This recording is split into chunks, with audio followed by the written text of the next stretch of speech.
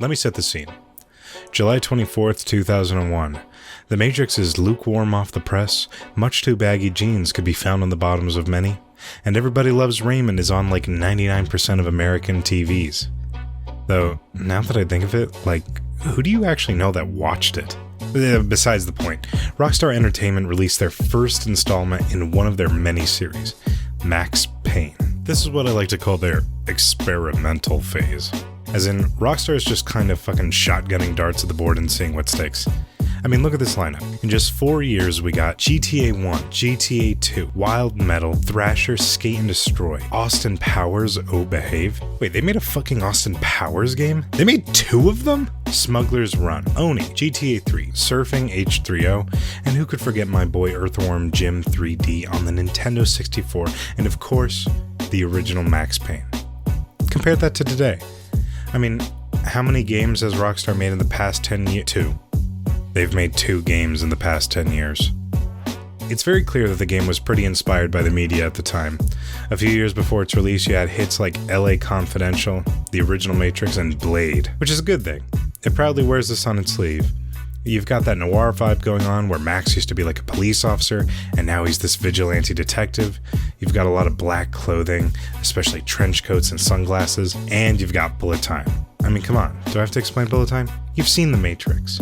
And you know what, just to start the score off, for cool factor alone, we're gonna put the score at 4 out of 5 Payne pills. The story is, well, it's there. Kinda. We start out unknowingly at the end of the game, Max staring down at wreckage with that shit-eating grin like the Sigma male he is. Smash cut, we're now at the beginning and your wife and kid are dead. It's so over.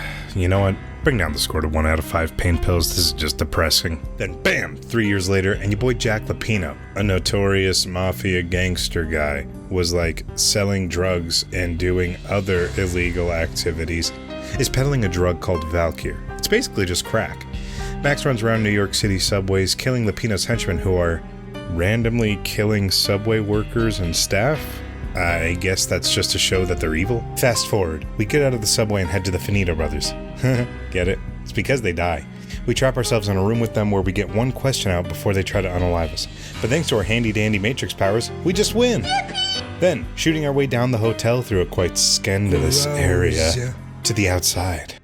Surprise! This block of New York City is rigged to explode because mafia. Then we wander a bit before the police chief gives us the usual spiel about vigilante justice. Ignoring him, we smack a few crackheads inquiring about Mr. Gaganiti, I'm sure I pronounced that wrong, a fellow who supposedly knows Lapino's location. Hey look, there he is. Oh, and there he goes. We then proceed to chase him all around New York, across rooftops, train cars, throughout buildings. Wait, this is just the cool factor again. Bring it back up to a 3 out of 5 Payne pills. We eventually catch up to him. He very quickly and easily surrenders the information like the good citizen he is. Apparently Lapino is at a nightclub for goths, vampires, and fans of Tokyo Ghoul. Long story short, I killed everyone. Hey look, this building has an Hey look, it's Lapino.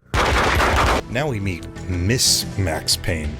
I don't really know how to describe her, other than she's apparently someone we know, or maybe this is her twin. It's a classic tale of love. We point guns at each other, smile, get drinks, wake up realizing I've been roofied. Wait, what? We then travel to a port to find out that Mr. Puccinello, a man doing crime stuff, has weapons stashed there. We serve up some vigilante justice and ransom it like the good Samaritan we are. Hey, the bad guys finally want to talk to us now. We're gonna meet up at this cute little diner. It's a trap. Everything is on fire! Shocker, the game does not end here and we make it out scot-free. Let's go give the Puccinello family a visit. In a matter of few minutes, we end their bloodline. Kind of poetic in a way. Mona, or her sister, is dead, I guess. I'm not really sure why. After a quick grief sesh, we find Puccinello and remove him from the story. Finally, the agents arrive, realizing we've become aware we're actually in a machine. We show off our sick moves again and realize, wow, there's a lot more than we thought. Who's this lady? Oh, I'm being roofied again. Time for a weird PTSD portion of the game, in case you forgot we had trauma. We fight ourselves. I'm sure this means something. Quick fetal position and a little bit of vomiting for quick recovery. 5 out of 5 pain pills for realism. Visiting the mysterious lady's steel mill, we once again kill everyone in sight. Plot twist, the old bag is important and wealthy. She's designed the Valkyr drug because of reasons. We go meet a friend to help us. He then tries to kill us. An old man, part of the Illuminati, then gives us a ring on the telephone, and we meet up. One quick plot dump later, on the finer details, we're all caught up. The Illuminati all die. Whoopsie. We shoot our way out once again and make our way to Horns. That's her name, by the way. Big business building. We bust in once again, shooting our way up the building, but practically fighting an entire military force protecting her. Mines, grenade launchers, plenty of armed goons, the whole shebang. Oh hey, you're not dead, Mona. Why are we pointing guns at each other? Do we hate each other? Was that your sister who died? Oh, well you are now. But where did the body go? Max has a moment of self-realization, but fails to share it with me. Moving on up, we find her computer with literally all the evidence to convict her. Why did you shoot it, Max? What purpose does that serve?